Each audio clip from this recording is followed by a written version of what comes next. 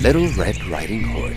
Once upon a time, there was a forest where the trees were big and green. They were so old that they had heard all the stories of goblins and fairies, and always slept dreaming with princesses.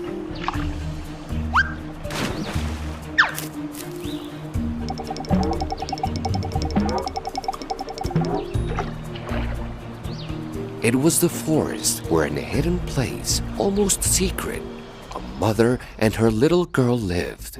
No one knew the girl's real name, but everybody called her Little Red Riding Hood.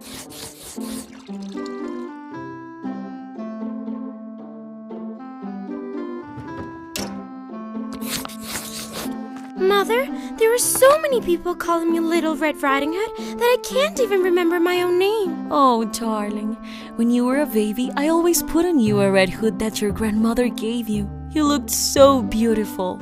Everybody started calling you like that since then. From that moment on, every year your grandmother knits for you a bigger hood with the same red color, just like your mouth's color.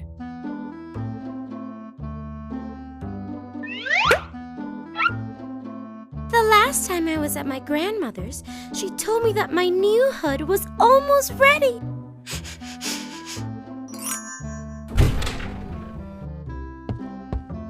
Little Red Riding Hood, I just baked an apple pie. You should take it to Grandma's house. Oh, but wait. I'm afraid you get distracted playing in the forest and might encounter the big bad wolf. You know he's a cheating, awful animal, and he will do anything to turn you into his dinner.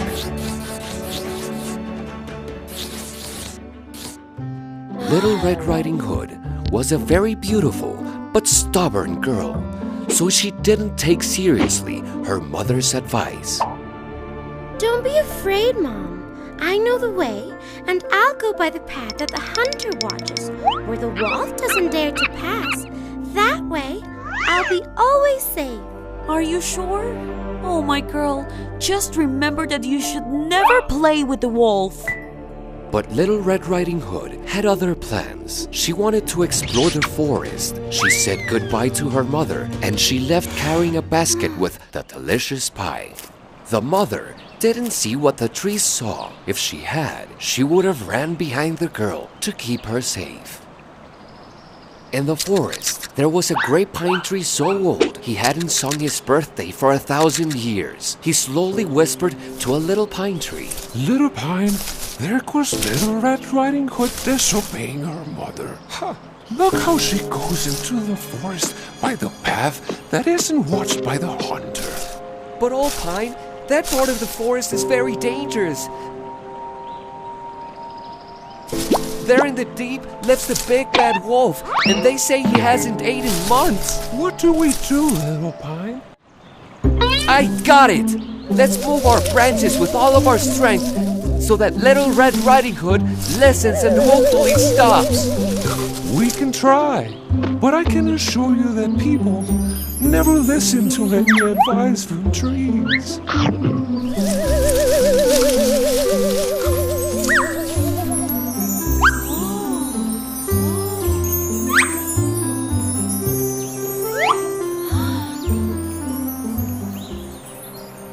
Little Red Riding Hood heard how the tree branches moved and thought for an instant that it was the big bad wolf that was coming her way. But The wolf! Doesn't matter. I'm not scared of any big bad wolf. and she started to pick up flowers of every color.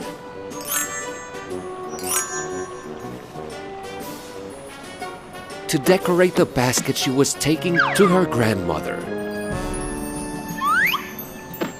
Very close to her, gray claws with large nails moved among the bushes, and shiny red eyes watched attentively Little Red Riding Hood's silhouette.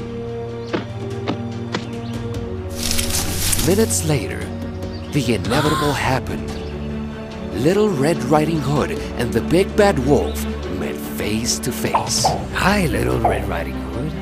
I'm glad that you came to the forest to play, and I would love to give you a very warm welcome. Big bad wolf! They've told me awful things about you. But I can see that you're very friendly.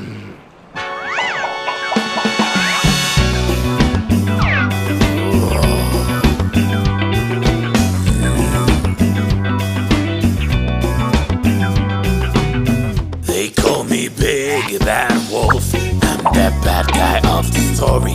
I'm much faster than the wind. Just read me, you will see.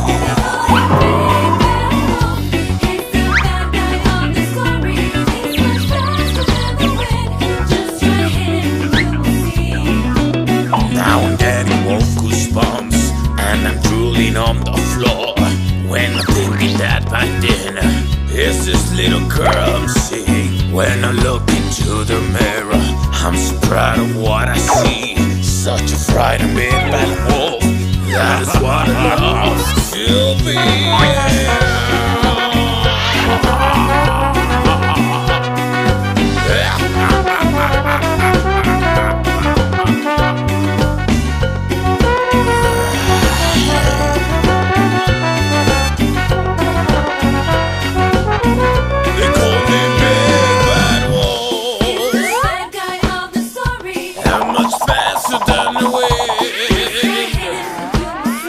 They call me Big Bad Wolf.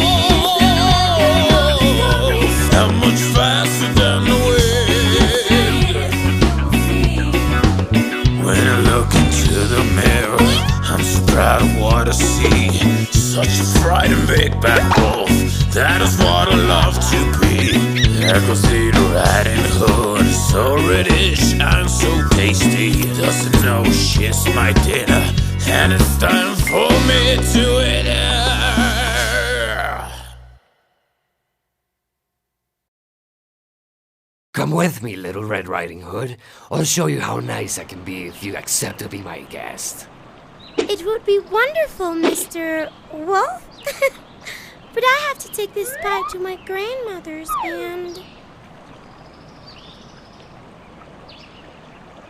Oh, that's a shame. And can we play maybe for a little while? I'm really sorry. But if I don't get there soon, my grandmother will get very worried. How about a race? If we race, it won't take you long. Look, I'll go this way, and you'll go that way, and whoever gets to your grandmother's place first will be the winner. The wolf wanted to eat Little Red Riding Hood. So he decided to trick her and send her to the longest and most difficult path so he would be sure that he would arrive first. Little Red Riding Hood was so excited to play with her new friend that she accepted without knowing that she was being tricked by the Big Bad Wolf. The race started and the wolf arrived much earlier than Little Red Riding Hood. He thought that he could also eat her grandmother, so he thought of an evil plan to do it.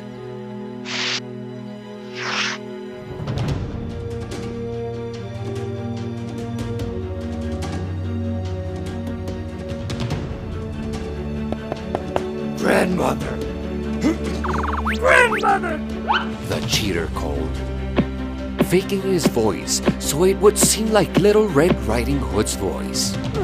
Who is it? The old lady asked from inside. I'm Little Red Riding Hood! Open up! Your voice sounds very weird, Little Red Riding Hood. Grandma, quickly, open! The wolf is coming! Grandma opened the door, and as soon as the wolf saw her, without hesitating, he ate her. He put on the grandmother's clothes and glasses, and with his disguise, he laid down in the bed and waited for Little Red Riding Hood to arrive.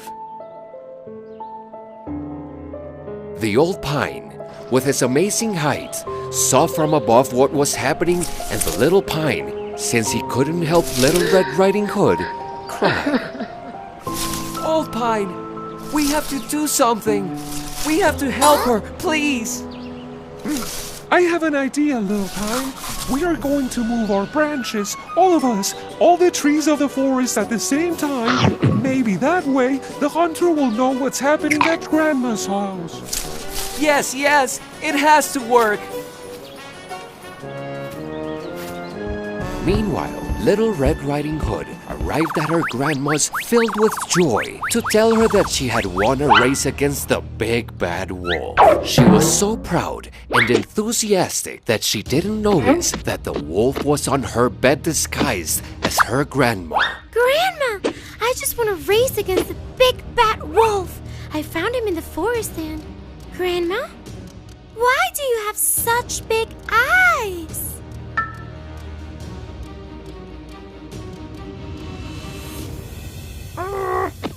So I can see you better, my child. And why do you have such big ears?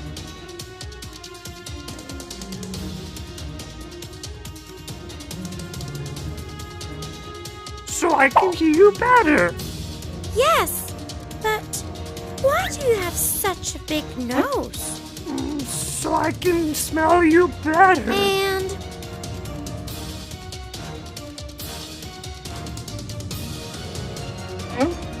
why do you have such a big mouth?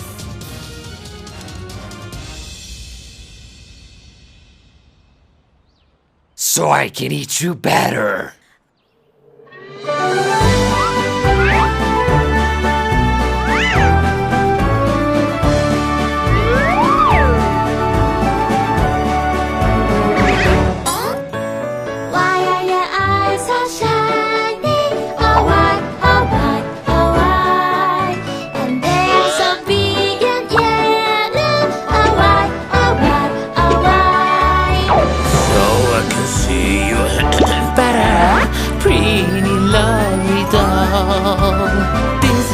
Even my voice, 'cause I'm the big bad wolf.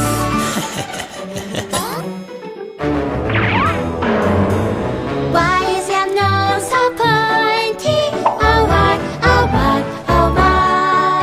So sharpy and so hairy. Oh why, oh why, oh why? So I can smell you well.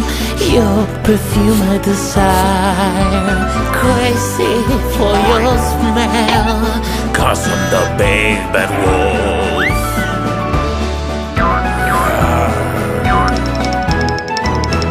Why is your mouth so gigantic? Oh why, oh why, oh why? With those big and scary teeth. Oh why, oh why, oh why? So I can eat you all. Your taste is what I crave. So I can eat you all. So I can eat you all.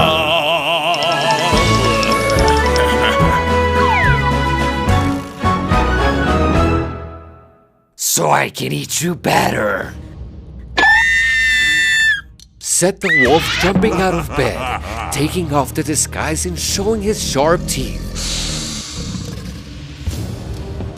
Little Red Riding Hood tried to escape, but it was too late. The wolf jumped and caught her in his claws. Someone help me! Old Pine and Little Pine's idea had succeeded. The hunter was alarmed just when he was passing by the house listening to Little Red Riding Hood's screams. Whoa, stop! He yelled from the door, pointing his gun at the wolf.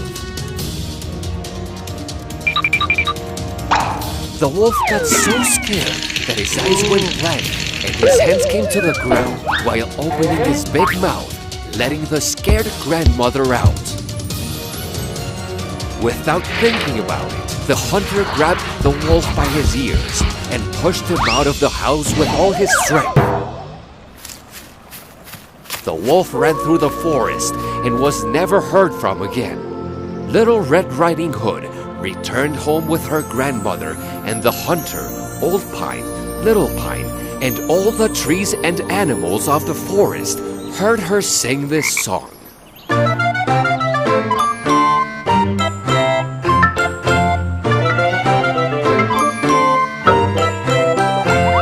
The wolf is ready.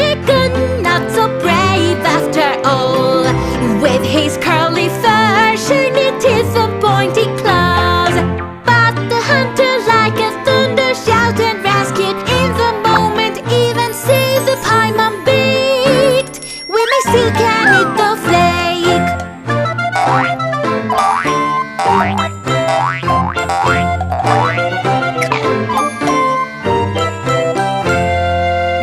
that the worst has passed, that great lesson is at hand.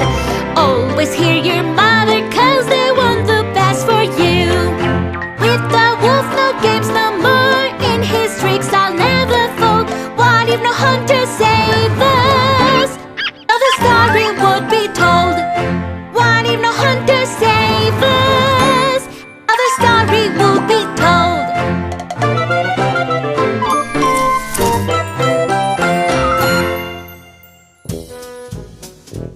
Moral of the story: listen to the ones who love you. They know what's good for you. They are always right because they speak from the heart.